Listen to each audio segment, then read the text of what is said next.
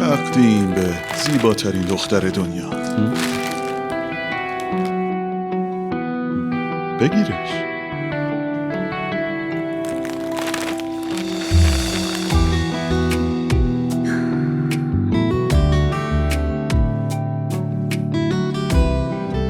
چی شده؟ هنوز ازم ناراحتی؟ بیشتر از ناراحتی بی‌اعتمادم. از اون بیشتر متعجبم که چطور اون دست بلند کردی. بی خیال الینا، اینجوری نکن دیگه باشه؟ ببین چی میگم، واسه شام میخوایم بریم بیرون، بعدش هم میریم که به سلیقه خودت خرید کنی. زود آماده شو. ولی علی جانم، فراموش کن دیگه، من منتظرم.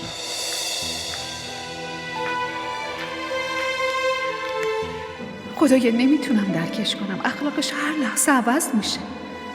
میترسم همه زندگیم اینجوری بگذره.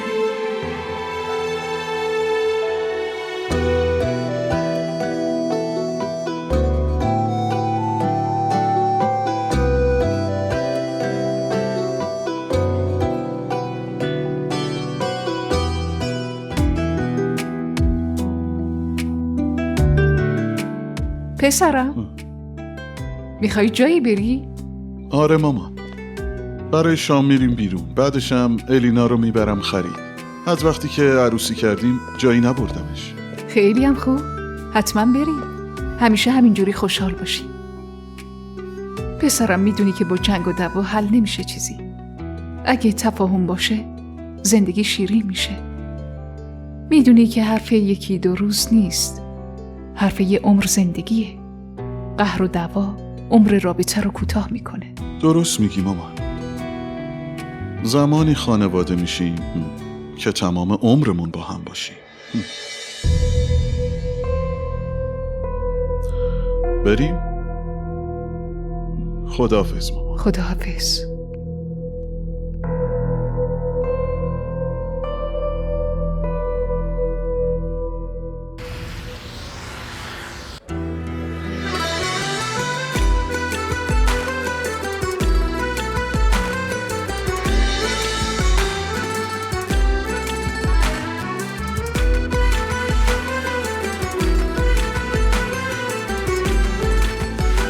زحمت کشیدی شهزاد، چقدر هدیه گرفتی برام. احتیاج نداشتم. هدیه برای عشق گرفته میشه، نه به خاطر احتیاج. خب منم زیاد گرفتم. خب راستش فکر میکردم که خودتم میای. راستش دلم میخواست خودم بیام، ولی یه کار مهمی برام پیش اومد نشد بیام. منم سپردم به یکی از شاگردای شرکت که بیاد، ولی من خیلی سورپرایز شدم. چرا؟ مگه چی شده؟ اون پسر وقتی رسیده محله شما از همه آدرس شما رو پرسیده، ولی گفتن کسی به اسم الینا اینجا زندگی نمیکنه.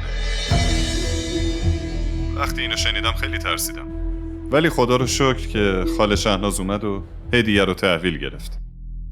آخه ما خیلی وقت نیست که اومدیم اینجا، واسه همین مردم محله ما رو زیاد نمیشناسن.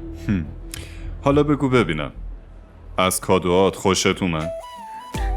من سلیقت رو نمیدونستم، هرچی به نظرم اومد گرفتم. خیلی سال پیش برای آنی خرید کرده بودم، الانم برای تو. هنوز بازشون نکردم، ولی الان گوش و قطع میکنم و همه‌شون رو میبینم، بعد بهت پیام میدم و میگم. فکر خوبیه، پس منتظرم. بای.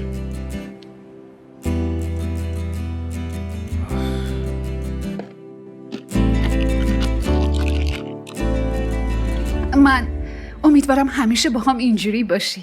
من که همیشه همین جوریم دیوونه. ببین، من فراموش کردم اینو عوض کنم. تو برو تو پارکینگ، من زود برمیگردم، باشه؟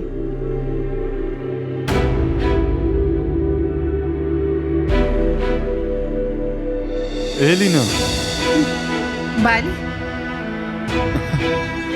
منم شهزاد. خب باشه. منو نشناختی؟ نه شما رو به جا نمیارم. قبلا همدیگر رو دیدیم؟ بس کن دیگه. داری شوخی میکنی؟ منم شهزاد. درسته اسم شما اینه، ولی اسم منو از کجا میدونید؟ ببخشید آقا، امرتون. نه علی، من ایشونو اصلا نمیشناسم. یه جوری صدا میزنه و اسممو میگه انگار منو میشناسه. این باید برادرتون باشه. به ایشون بگو که من شهزادم و داریم با هم ازدواج میکنیم. دیوونه شدی؟ من اصلا تو رو نمیشناسم. این حرفا چیه میزنی؟ ببینم تو حالت خوبه؟ چی میزنی؟ دیوونه ای؟ چه مرگته؟ گوش کنید، این خواهرتونه. چرا دریوری میگی؟ خواهر چیه؟ اون زنمه.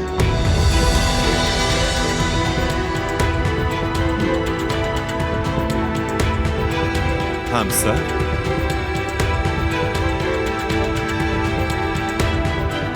الینا تو این چی میگه؟ تو کی ازدواج کردی؟ به تو چه؟ باید به تو خبر میداد؟ ما 6 ماه ازدواج کردیم. اصلا به تو چه؟ چرا میپرسی؟ الینا بهش بگو. بسه، گم شو دیگه. خیلی خوب، شما از این بپرس. بهت میگم من کی هستم. الینا بهش بگو ما شب و روز داریم با هم حرف میزنیم. تو مشکلت چیه؟ این چه حرفیه که میزنی؟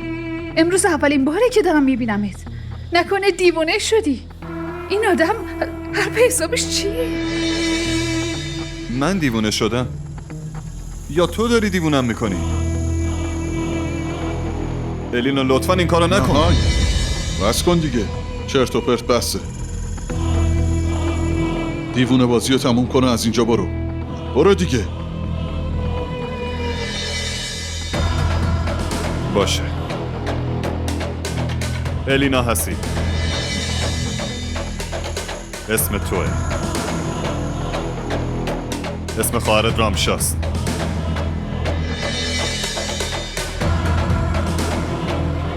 پدرت فوت شده. تو فیزیک هم دکترا داری. دروغ میگم؟ از خودم که داستان نمیسازم. پس از کجا میدونم؟ تو کی هستی؟ ها؟ این کارا چیه؟ از جونم چی میخوای؟ خودت همه اینا رو پشت تلفن به من گفتی. این دیوونه شده. من اصلا نمیشناسمش، هیچ وقت باهاش حرف نزدم. من کی به تو تلفن زدم؟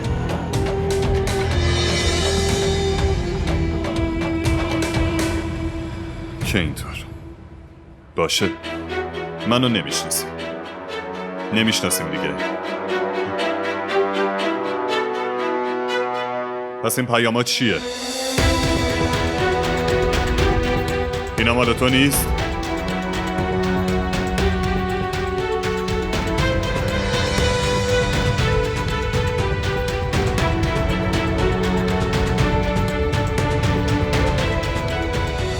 اینا چیه الینا؟